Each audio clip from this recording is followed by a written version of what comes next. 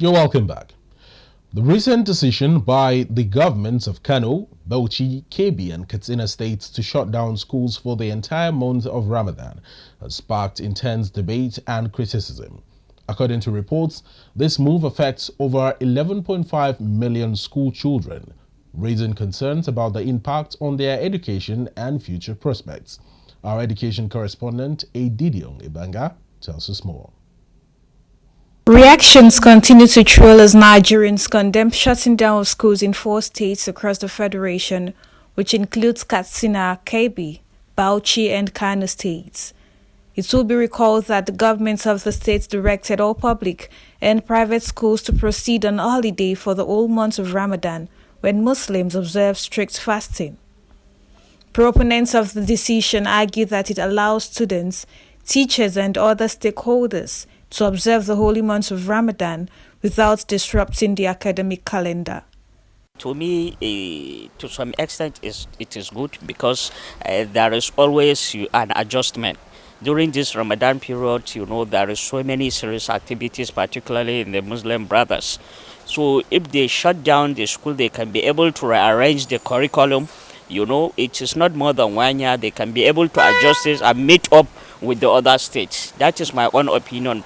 To those that have not closed, it is okay. There is no problem. To those that close, well, they can readjust the curriculum or to meet up with the other states. I don't think it will affect the education calendar because it's not for a long time, just a month. The children might even be doing lessons at home and all that. It won't affect them. The Ramadan is a fasting. When we do fasting, I'm a Muslim. When we do fasting, we feel hungry. And when you are feeling hungry, you cannot understand anything. When they are teaching, your attention, you will not pay attention because of the hungry. For those matter states, there's nothing bad, because basically, it's a religious state. I'm sorry. I think they practice Sharia there and all that. These are Islamic states, so I think it should be respected. However, critics contend that this decision undermines the importance of education in these states and exacerbates existing educational challenges for those grappling with the alarming rates of out-of-school children. Seriously, it's not good. It's going to affect the children. It's going to affect their academic calendar. And even in Saudi, that's the main place where Islam is being invented. They don't shut down school during Ramadan. So I think it's going to affect them and their academic. I don't know how they are going to cope. That's after Ramadan with the calendar. It's going to definitely affect the children because staying home for a whole month, it will affect them. It's going to affect them. And I don't think they are fair to the children for locking up the school for a whole month. It's not good. Actually, it's very wrong for them to shut down the school because of the Ramadan fasting. It will affect the school calendar and it will also affect the children at home. From my own opinion, it's not good and of which never happened before. You see, this religion of a thing is a personal something, of which, from my own understanding, is a personal. So it's not supposed to be a general something, of which you deprive other people from. You see, from doing their own faith, because school is not a religion. Education is not a religion. So, closing school during Ramadan is not fair, because it's just like you are carrying them backwards in such aspects. Speaking on the issue, Minister of Education Dr. Tunji Alausa emphasized that states across the federation are entitled to their constitution, which should be adhered to. Some states in the federation shutting down their schools for Ramadan.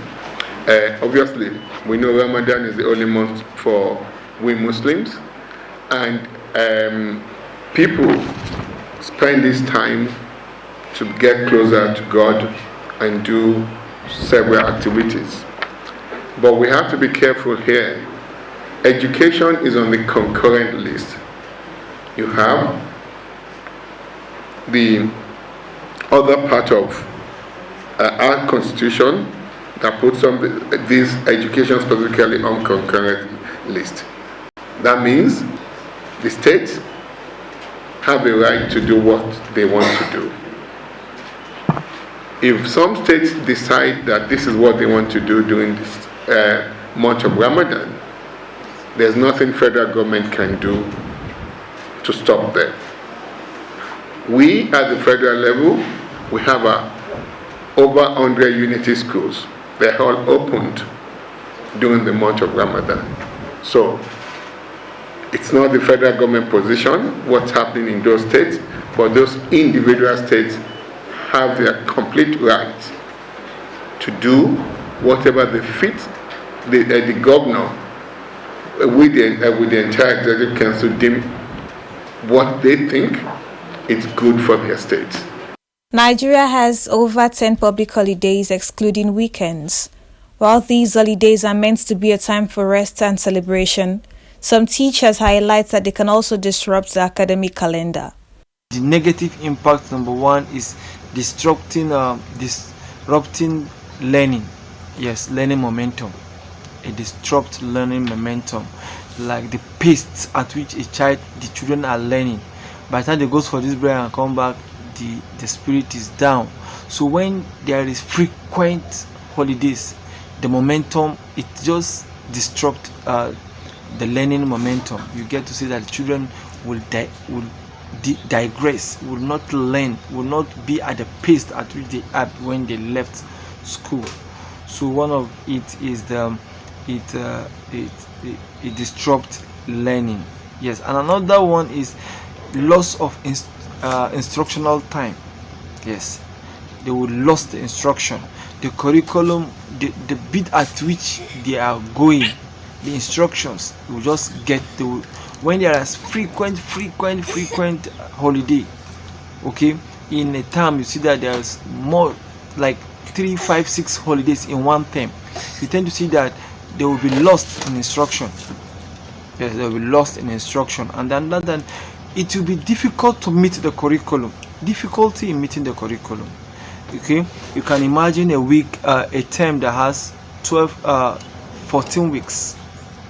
You don't take out like 4 to 5 public holidays. How do you expect that teacher to cover up? How do you expect the teacher to cover up? It will be very, very difficult.